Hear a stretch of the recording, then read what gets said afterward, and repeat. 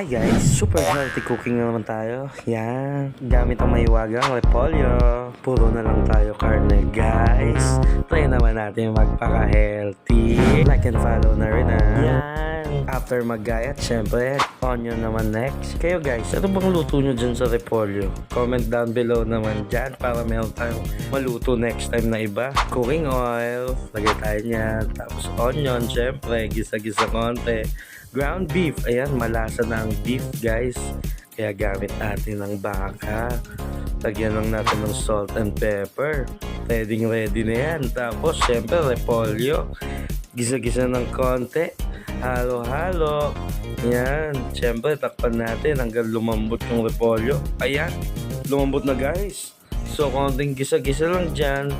Tapos, pwede na pa. Ayan, toss-toss natin para tayong chef, Naggaganyan din ba kayo?